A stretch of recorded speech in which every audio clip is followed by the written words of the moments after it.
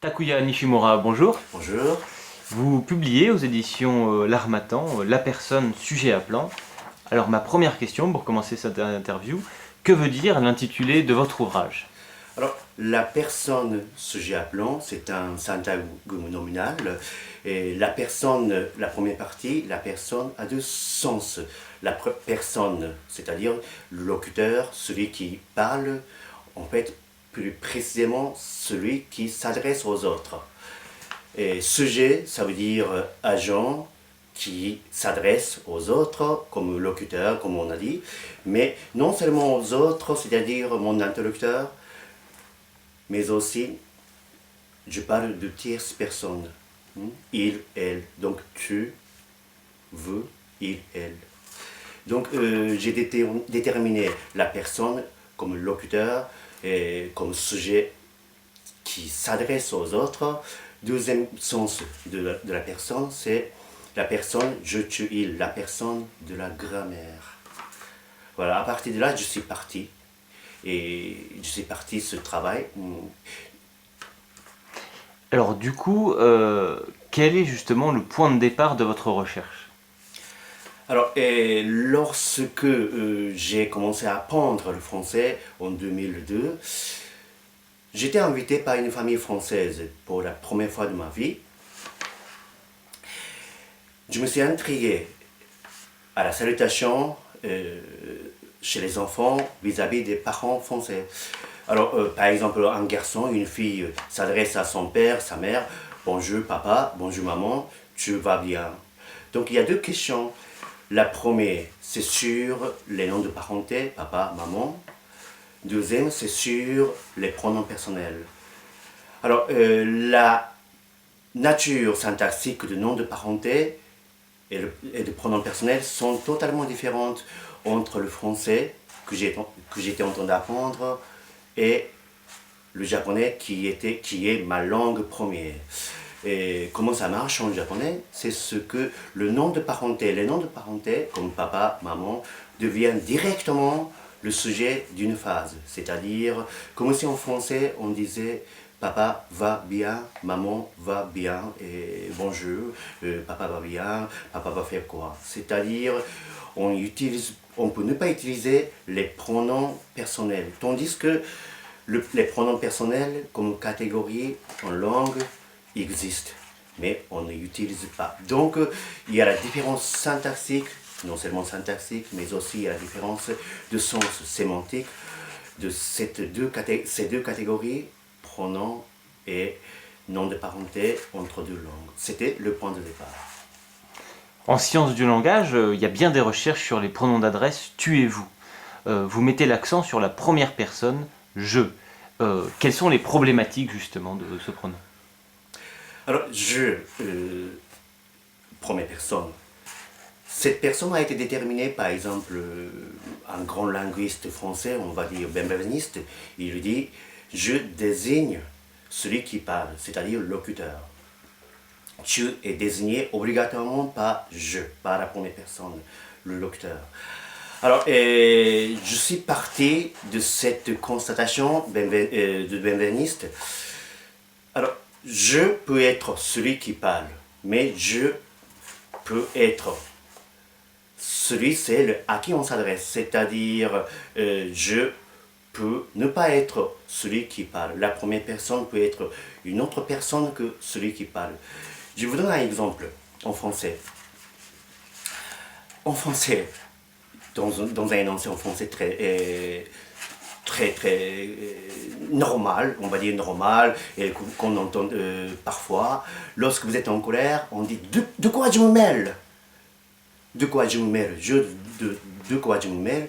Ce n'est pas forcément celui qui parle, mais c'est celui à qui on s'adresse. C'est un contexte un peu particulier. Un autre exemple on n'entend pas, mais on voit. C'est le français écrit que je donne comme exemple. Je monte, je valide. Dans cet exemple, je n'est pas forcément celui qui parle. C'est le français écrit d'ailleurs. Et je peux citer l'exemple de la première personne en japonais. Beaucoup, la première personne, utilisé chez les garçons.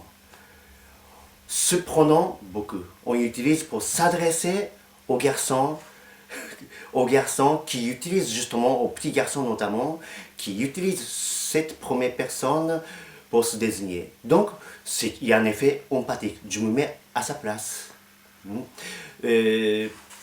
Beaucoup de langues utilisent je pour s'adresser aux autres, même dans certains contextes particuliers. En japonais, par exemple, la première personne est utilisée pour désigner une tierce personne. Alors il me semble que la politesse, les expressions honorifiques, est un point important en langue, notamment pour la grammaticalisation du pronom. Comment la notion de politesse joue-t-elle un rôle important dans cette perspective? Alors, la politesse est un phénomène universel, ça existe dans toutes les langues du monde. Bon, il peut y avoir la différence entre grammaire, la solution grammaticale, la solution lexicale. Mais la politesse existe dans toutes les langues du monde.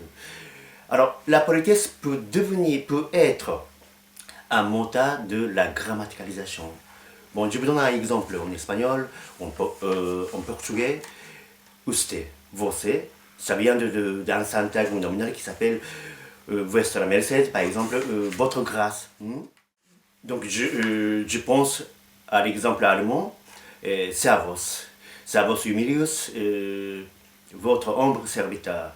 Un autre exemple que vous connaissez est ciao, sono vostro schiavo, schiavo est devenu ciao, mais maintenant on garde ciao comme expression de la salutation.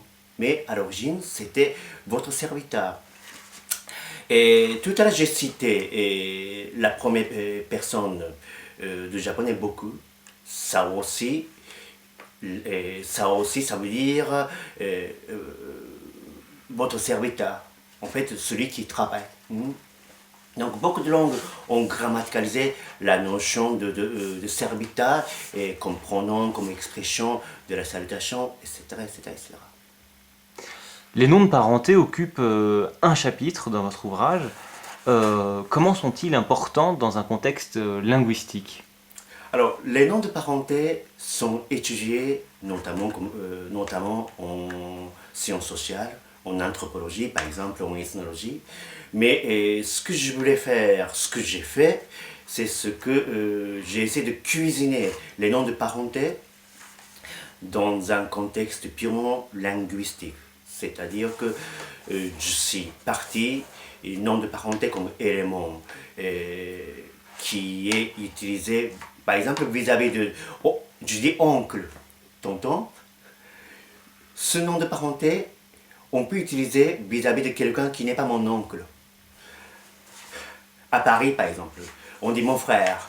Mais mon frère, même si il n'est pas mon frère, je dis mon frère quand même. C'est-à-dire que la portée pragmatique des noms de parenté sont élargies. Ce qu'on appelle les noms de parenté classificatoires.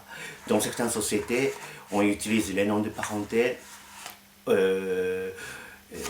papa vis-à-vis de son oncle, par exemple. Donc, la portée pragmatique des noms de parenté sont élargies.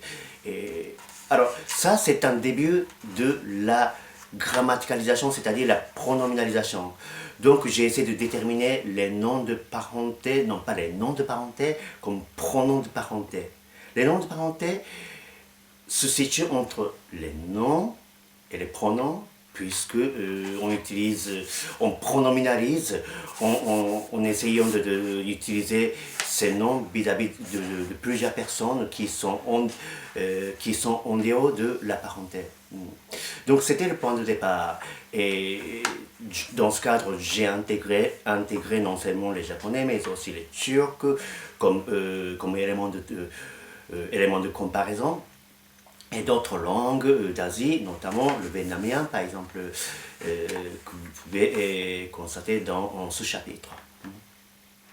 Alors en lisant votre ouvrage, il y a partout l'idée de l'allocentrisme.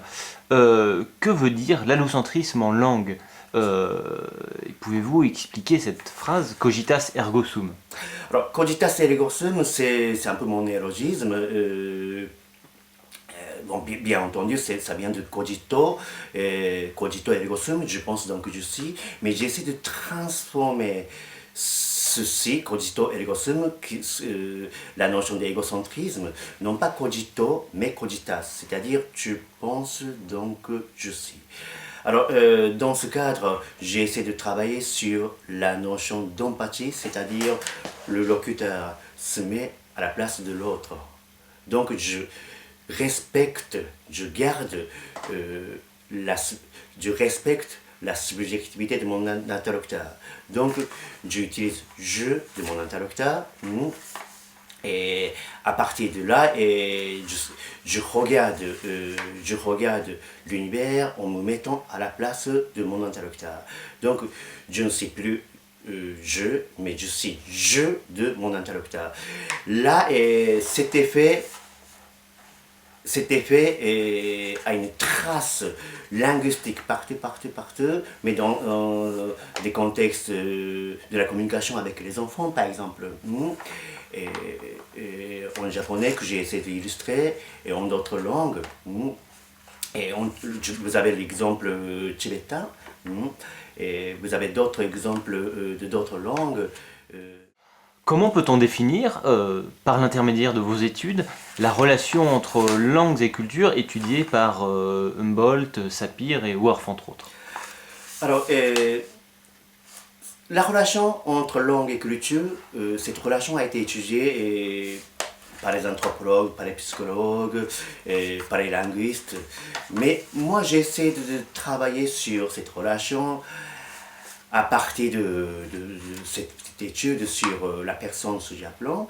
Mais j'essaie de définir la langue comme quoi? Comme partie de la culture. C'est une partie de la culture.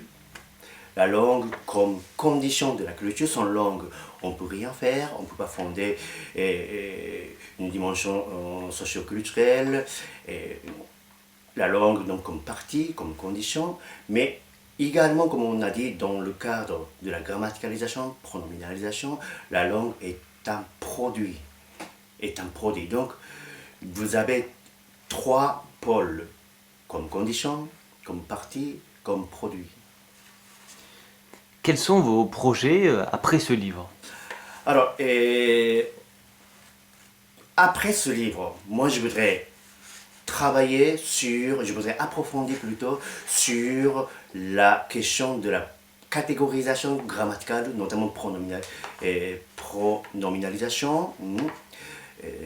C'est le premier point. Puis deuxième projet, je voudrais approfondir la notion des noms de parenté, comme on a dit au début, noms de parenté comme élément de discours, comme élément de dialogue. Un autre point, c'est que je voudrais publier un ouvrage sur la grammaire du japonais dialectal, le japonais parlé dans l'île méridionale de l'archipel du Japon, l'île Kyushu. Et en ce moment, j'ai ces trois projets. Donc, premier, sur la catégorisation grammaticale. Deuxième, les noms de parenté. Et troisième, sur le japonais dialectal.